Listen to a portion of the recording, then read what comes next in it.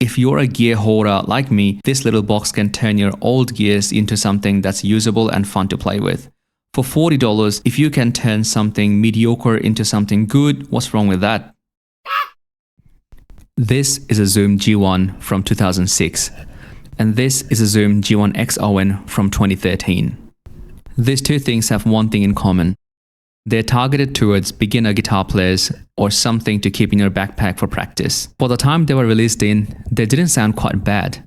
Now this is an M-Wave IR box, and these three things have one thing in common. They are really cheap.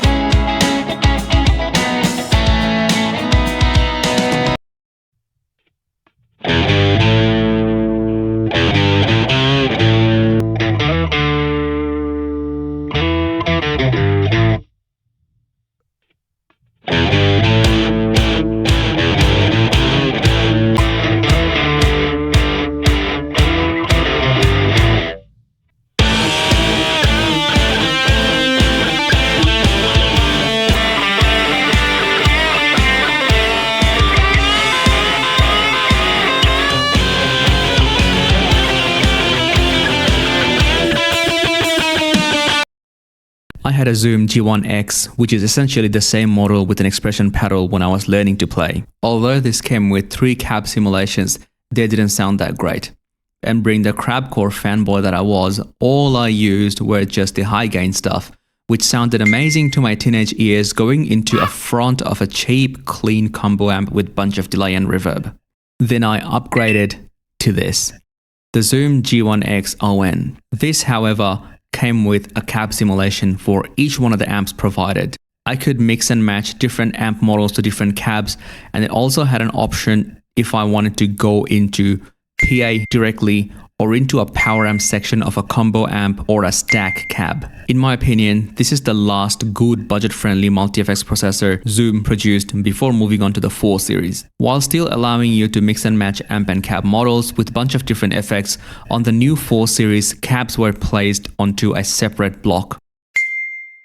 Both units could hold up to 5 effects in a chain, so essentially cutting your effects chain down from 5 to 4. And I wonder if this is where the 4 originated from. This is where the IR box comes in. If your amp simulations sound half decent, you can use something like this to take your tone to the next level without breaking the bank. If you're a gear hoarder like me, this little box can turn your old gears into something that's usable and fun to play with. For $40, if you can turn something mediocre into something good, what's wrong with that? There are 32 slots to load an IR, but out of the box, it comes preloaded with some really good ones. Here's a list if you want to pause and have a look. It's also bundled with an app that connects via Bluetooth and a software to connect to your computer. Using the app on your phone or computer, you have access to a powerful 9-band EQ for each individual IR slots. And if you don't like the IR that came with it, load the ones you do. Now let's listen to some examples comparing the cab simulation between the Zoom G1Xon. I'm 100% sure the cab simulation in the Zoom 4x12 Celestion V30 was modeled after a Chinese version. The Celestion V30s made in their Chinese factory between 2006 and 2022 did not sound like the original ones at all. If you want to know more, check this video out by Spectre Sound Studios, link in the description.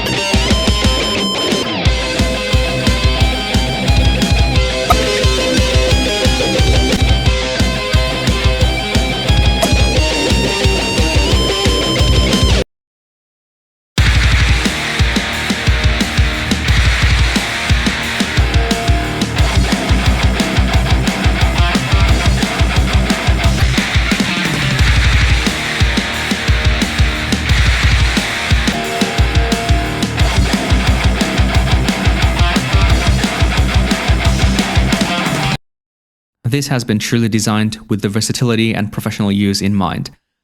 For the output, there's a 1/4-inch jack, and they've also provided with a balanced XLR output. You also get a 1/8-inch headphone out. It's really surprising that this $40 unit comes with a headphone jack and my iPhone doesn't. To shape your tone, there's a low cut and a high cut knob, and there's a master volume that controls the overall volume. You move through the loaded IRs using these 2 buttons or press them both at the same time to bypass. What I loved about my Zoom pedal is that they're battery powered. I can literally walk into a grocery store and buy some AA batteries and play live if I want to, which I have done in the past with my Zoom G1Xon. That's basically the same thing designed for bass guitars. This little black box, however, only takes a pedal 9-volt power. But if you're not using a pedal board, you can always use one of these. Do I recommend getting this thing? 100%. I don't use all the impulse responses all the time, but it's good to have 32 available slots. A similarly designed Sony Cake IR loader comes with only 11 slots, and it costs a bit more as well.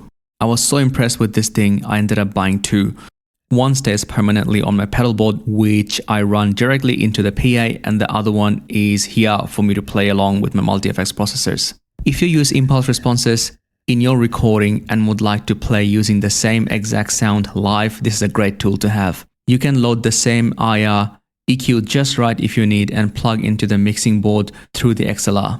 As long as the amp sim and the effects remain the same, in theory, it should sound the same as well. Hope you find this video helpful. This is Jappy, just another bedroom producer just like you.